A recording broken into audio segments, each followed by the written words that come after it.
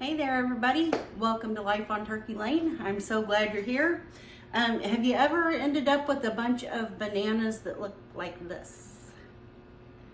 Yeah, well, occasionally I do. Actually, these were given to me. But every once in a while I don't buy bananas often, but when I do buy them, every once in a while, we don't eat them all and they'll look kind of like this. So what do you do when they look like that? Well, today we are going to make banana bread out of these beautiful, wonderful, overripe bananas. So come along.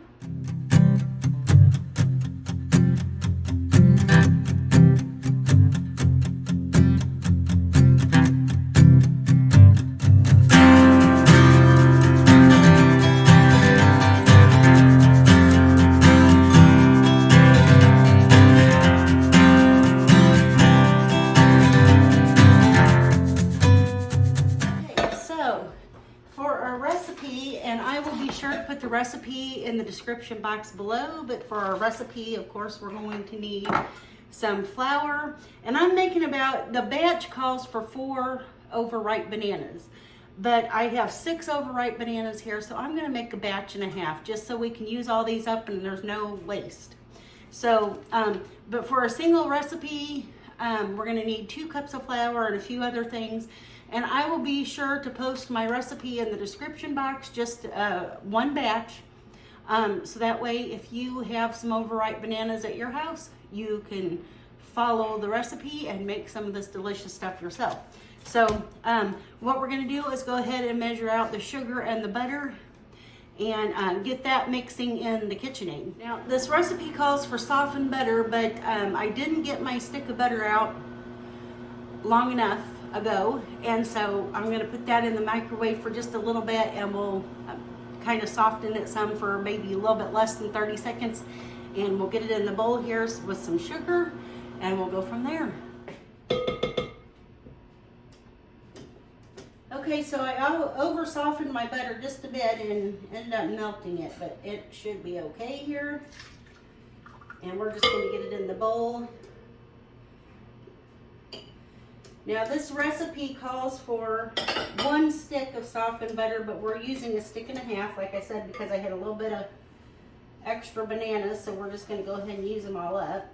Okay, so my recipe calls for a 1/2 cup of white sugar and a 1/2 cup of brown sugar. Of course, we're going to need 3/4 of a cup of each of those.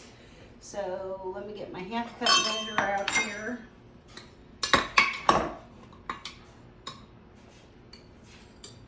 Half. And a 1/4.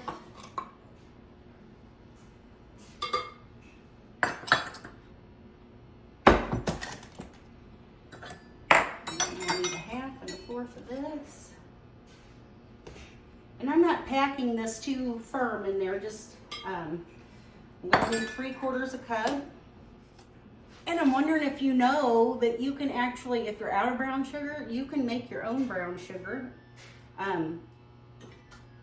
All brown sugar is plain white granulated sugar and molasses mixed together until it becomes brown. So I might post a recipe up to kind of let you know how much of each of those items you need. I'll put that in the description box too, so you can know how to make your own brown sugar. Okay, so I'm going to lock this down and just turn this on. Oh, better plug it in. That might help, huh?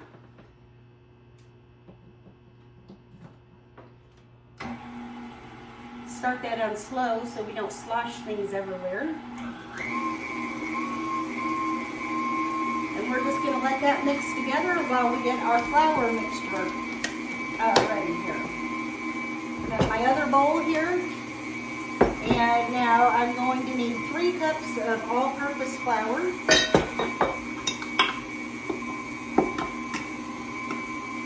I'm just going to use this little old antique vintage measuring cup here.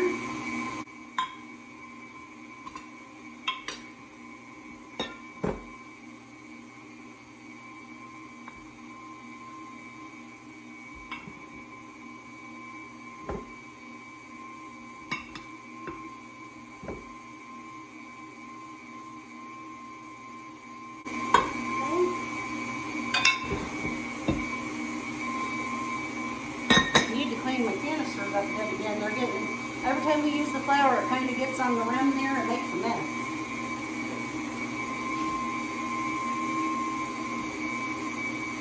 Okay, and now to our flour, I'm going to add 3/4 of a teaspoon of salt and 1.5 teaspoons of baking soda.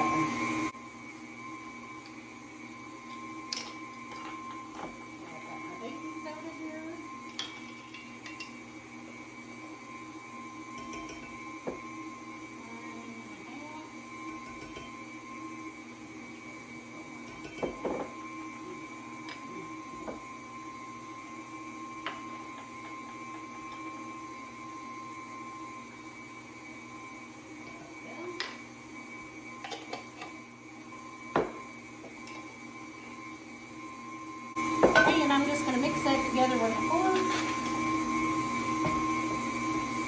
Get that all incorporated together.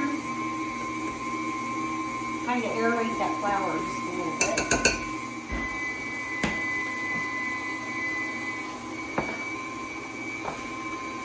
Okay, as you can hear, my oven is preheated. I'm going to start adding 3 eggs, and I'm going to do that slowly. By the way, we've had to start buying eggs. Yes, this last July, all of our chickens died or were killed. And so yeah, we have no chickens at the moment. And just in time for like $7 a dozen eggs. So anyway, I'm going to be using 3 eggs. I've got 3 store-bought eggs here. The brown one is from some cage-free organic brown eggs that we bought, and the 2 white ones are just regular old eggs. So add those one at a time in my mixture here.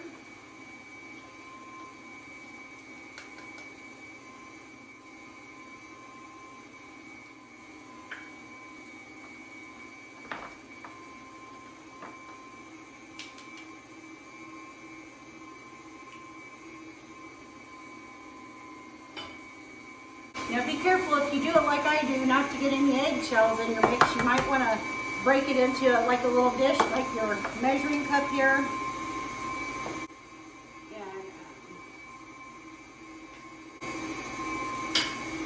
And then dump that in there just to make sure you don't get any eggshells. Okay. Now I'm going to add my Overripe bananas in there. I'm going to go ahead and stop that. And lift my beater there.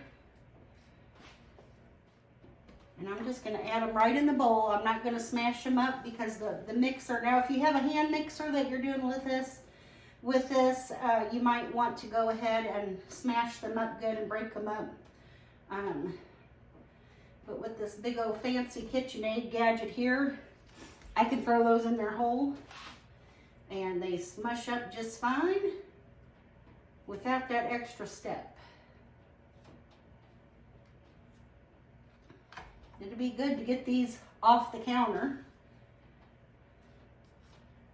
and to have some nice, warm, tasty banana bread. Now, I'm not going to add any nuts into my banana bread today, but normally I like to add some pecans or walnuts in my banana bread.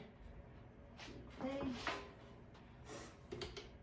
So I'm just going to put that in there. Lock my thing here and turn that on low.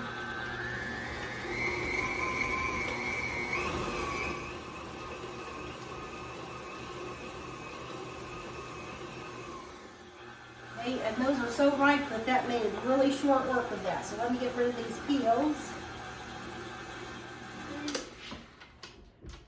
Now I have probably over blended my bananas there because there are no more chunks in there, but I'm going to go ahead and start adding my flour mixture here. Oh, and you know what? One more thing I almost forgot. The best part is homemade vanilla. I'm going to add about 1.5 teaspoons or so of that. The best stuff ever. And if you want to know how to make your own vanilla, I'll post a video up here showing you how you can make your own vanilla. Super easy, only 2 ingredients and you're good to go. So I'm going to get about half of this flour mixture in here. We'll start off slow. We don't want to slosh this everywhere. We'll have the flour mess.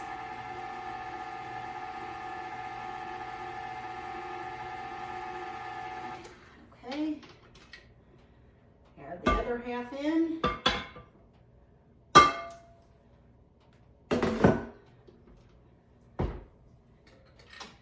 Mix that in real good until it's all incorporated.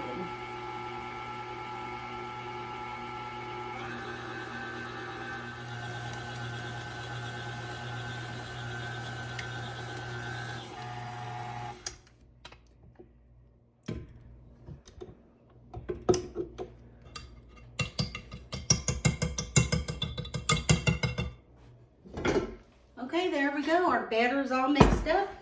And we're going to start putting these in our greased pans. Okay, so I have this, I think it's about a 5x9 bread pan.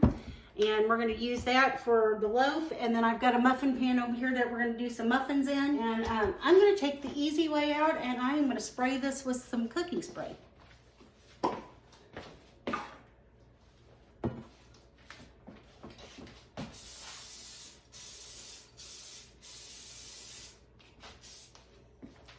Want to make sure it's nice and coated because we don't want it to stick to the pan. Okay, now I'm going to fill my bread pan about 3/4 of the way full.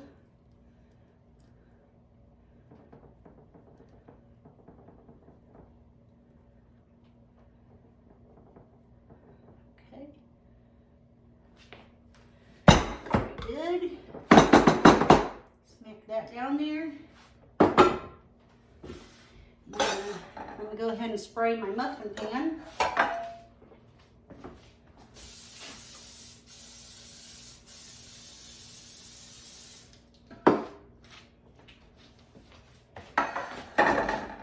And I think I'm going to get an ice cream scoop out for that.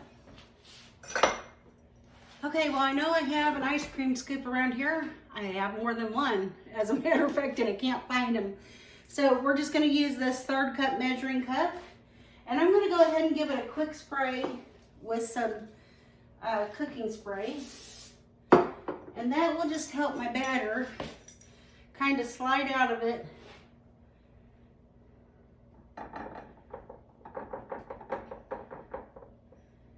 Into my muffin tin here.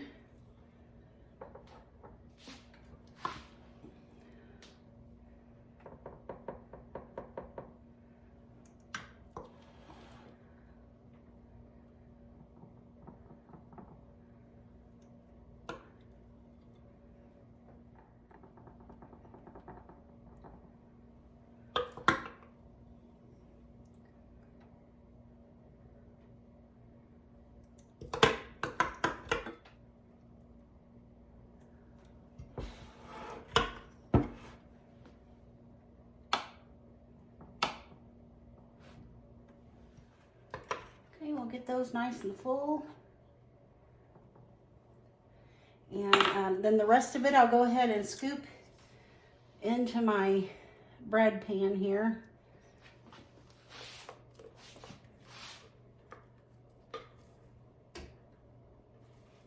Make sure we get every last drop of this good batter here.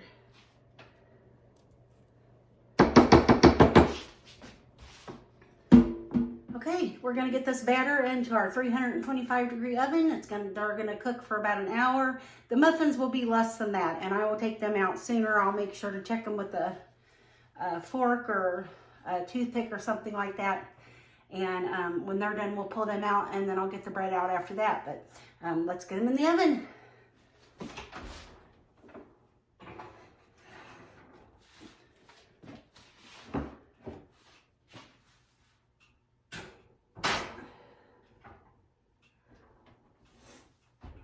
Okay, we will be back when those are out of the oven, and And then we'll let them cool down and we'll give them a taste test. See you soon.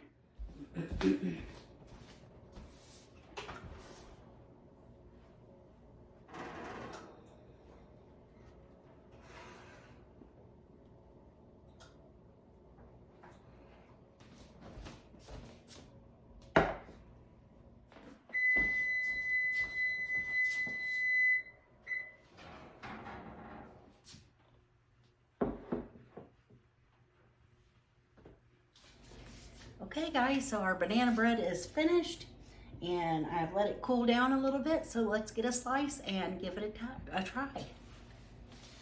I think what I'm going to do is go ahead and test one of the muffins instead of cutting into the bread, because I think we'll have the bread as dessert after dinner tonight. But we're going to give one of these muffins a try. Looks delicious. Cut it open.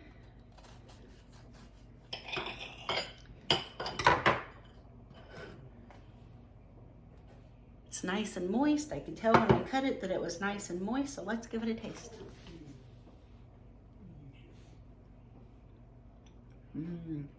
That is really, really, really moist. So good.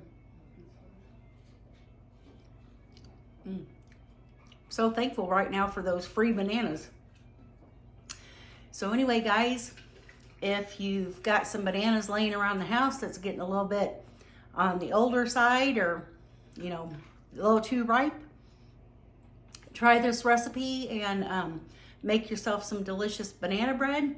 And you know what, before we go, I think I'm gonna go ahead and give you a little update on the little seeds that we started last week. I think you'll be surprised that a lot of them have germinated.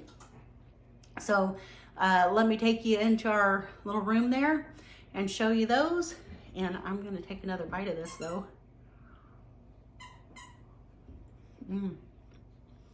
So, so good. Gotta try this recipe. I'll be sure to post it in the description box. And excuse me for talking with my mouth full. Anyway, let's go take a look at those seeds. Okay, so you can see that we're in the little growing area here.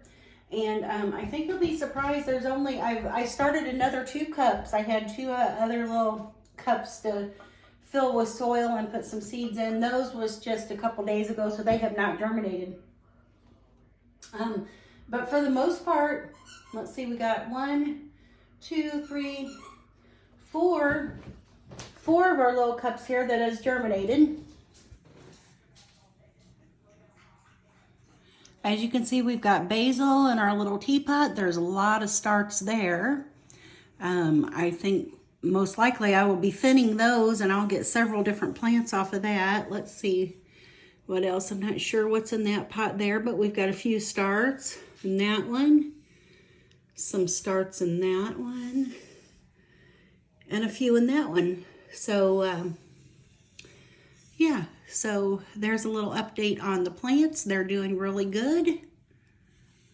So yeah, in just a week's time, we've gotten, like I said, 4, let's see, 1, 2, 3, 4 of these containers already have some germination happening. So the basil has really taken off. Like I've told you before, our basil has done well for me every time I've planted it by seed. And I will have to thin this out, and we'll probably get several plants out of it. So there you go, a little update on the herb planting, and try the banana bread recipe. Thank you for coming along with me today. I hope you enjoyed this video. Take care, and I'll see you next time. Bye guys.